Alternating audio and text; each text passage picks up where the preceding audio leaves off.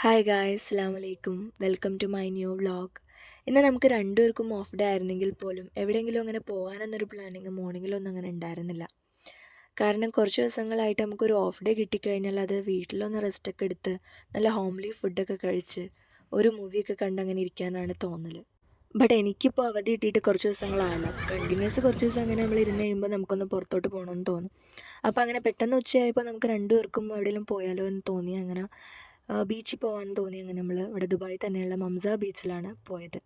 അപ്പോൾ എന്തായാലും ചെറിയൊരു വ്ളോഗ് പോലെ ആക്കിയിട്ട് നിങ്ങളെയും കാട്ടാമെന്ന് കരുതി. ബട്ട് ഇവിടെ വന്ന് കയറണ സമയത്താണ് നമുക്ക് മറ്റൊരു മണ്ടത്തരം പറ്റിയത് നമ്മൾ അറിഞ്ഞത്. വേറൊന്നുമല്ല, ഇവിടെ എല്ലാവരും തന്നെ ക്യാമ്പ് ചെയ്യാൻ പാകത്തിന് ടെൻറ്റും കാര്യങ്ങളെല്ലാമായിട്ടാണ് വന്നിരിക്കുന്നത്. അപ്പോഴാണ് നമ്മളും ഓർത്തത് നമുക്കും സുഖമായിട്ട് ഇന്ന് ക്യാമ്പ് ചെയ്യാമായിരുന്നു. കാരണം ഇന്ന് കേക്ക് അവധിയായിരുന്നു. അതുമാത്രമല്ല നാളെ നൈറ്റ് പോയാൽ മതി. അപ്പോൾ സുഖമായിട്ട് നമുക്ക് ഇന്ന് ക്യാമ്പൊക്കെ ചെയ്ത് നാളെ മോർണിംഗ് ഉറക്കത്തിൽ നിന്ന് എണീച്ച് പോയാൽ മതിയായിരുന്നു. ബട്ട് നമ്മളതൊന്നും ഓർത്തില്ല. നമ്മൾ കൈയും വീശിയാണ് വന്നത്. കുഴപ്പമില്ല, നമുക്കിനിയും വരാമല്ലോ, ഇനിയും എപ്പോഴേലും ഓഫ് ഡേയ്സിലൊക്കെ വരാമല്ലോ എന്ന് അങ്ങോട്ടും ഇങ്ങോട്ടും പറഞ്ഞ് ഞങ്ങൾ സമാധാനിച്ചു. അങ്ങനെ ഞങ്ങൾ നടന്ന് അകത്തോട്ട് കയറിയതാ. ഈ പൂക്കളുടെ അടുത്തെത്തിയപ്പോഴാണ് മറ്റൊരു കാര്യം ഓർത്തത്. വേറൊന്നുമല്ല, കഴിഞ്ഞ ഇയർ ഇതേ സമയത്ത് ഏകദേശം ഈ ഒരു ഡിസംബർ ലാസ്റ്റ് ഈ ഒരു സമയത്ത് നമ്മൾ ഈ മംസ ബീച്ചിൽ വന്നിരുന്നു. ഞാൻ ദുബായിൽ ആദ്യമായി വന്ന് നമ്മൾ കസിൻസൊക്കെ ആയിട്ട് പുറത്ത് പോയി തുടങ്ങിയ സമയത്ത് ഈ മംസ ബീച്ചിൽ വന്നിരുന്നു. അങ്ങനെ നമ്മളെന്തായാലും നിസ്കരിച്ചിട്ട് ബാക്കി കാര്യങ്ങൾ നോക്കാമെന്ന് വിചാരിച്ചിങ്ങനെ നടന്നപ്പോൾ കണ്ടത് ഇവിടെ ഒരുപാട് ആളുകൾ മരങ്ങളുടെ അടിയിലൊക്കെ ആയിട്ട് ക്യാമ്പിങ് പോലെ എല്ലാം സെറ്റപ്പൊക്കെ ചെയ്തിരിക്കുന്ന കാഴ്ചയാണ്. ഈ ബീച്ചിൻ്റെ മറ്റൊരു പ്രത്യേകത അതെയാണ്. ഇവിടെ വന്നാൽ നമുക്ക് ബീച്ച് മാത്രമല്ല എക്സ്പീരിയൻസ് ചെയ്യാൻ പറ്റുക, നല്ല നല്ല കുട്ടികൾക്കായിട്ടുള്ള കുഞ്ഞു കുഞ്ഞു പാർക്ക് ഏരിയകൾ, അതുപോലെ ഒരുപാട് മരങ്ങളും തണലും, അങ്ങനെ നമുക്ക് ഫാമിലി ആയിട്ട് സ്പെൻഡ് ചെയ്യാൻ പറ്റുന്ന ഒരുപാട് സ്പോട്ടുകൾ ഇവിടെ ഉണ്ട്. അങ്ങനെ നമ്മൾ പിന്നെ നിസ്കാരമൊക്കെ കഴിഞ്ഞ് നേരെ നമ്മൾ ബീച്ചിലടുത്തേക്ക് നീങ്ങി. നാട്ടിൽ നിന്ന് വന്നതിന് ശേഷം മിസ് ചെയ്യുന്ന വലിയൊരു കാര്യമാണ് ഈ മണ്ണിലുള്ള കളി.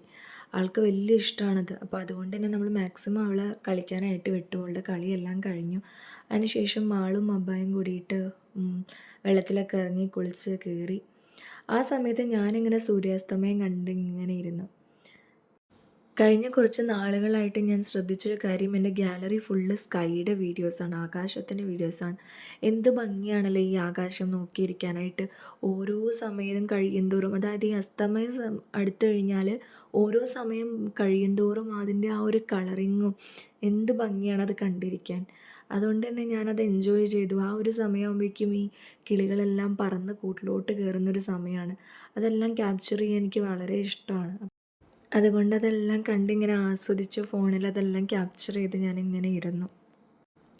ഇങ്ങനെ വേറൊന്നും ചെയ്യാതെ ഇങ്ങനെ പീസ്ഫുള്ളായിട്ട് ഇങ്ങനെ ഇരിക്കുന്നതൊരു നല്ലൊരു വൈബ് തന്നെയാണെങ്കിൽ പോലും ഒരു ചില മൊമെൻറ്റിൽ എനിക്ക് വെള്ളത്തിൽ ഇറങ്ങി കുളിക്കണം എന്ന് തോന്നി. അതുകൊണ്ട് ഇൻഷാ അല്ലാ നെക്സ്റ്റ് ടൈം നമ്മളെല്ലാം റെഡി ആയിട്ട് വരും എന്ന് തന്നെ ഞാൻ മനസ്സിൽ വിചാരിച്ചു.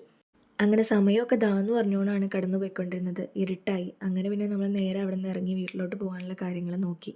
എന്തായാലും അടുത്ത തവണ നമ്മൾ ക്യാമ്പിങ്ങിനുള്ള എല്ലാ സെറ്റപ്പും ആയിട്ട് വരുന്നതായിരിക്കും. അപ്പോൾ അത്രയുള്ള ഇന്നത്തെ വീഡിയോ. എൻ്റെ വീഡിയോ ഇഷ്ടപ്പെട്ടെങ്കിൽ പ്ലീസ് ലൈക്ക് ആൻഡ് സബ്സ്ക്രൈബ്. നിങ്ങളുടെ സപ്പോർട്ട് ഉണ്ടെങ്കിൽ മാത്രമേ എനിക്ക് വീഡിയോസ് ചെയ്യാനുള്ളൊരു മോട്ടിവേഷൻ കിട്ടുള്ളൂ. അതുകൊണ്ട് പ്ലീസ് ഡു സപ്പോർട്ട്.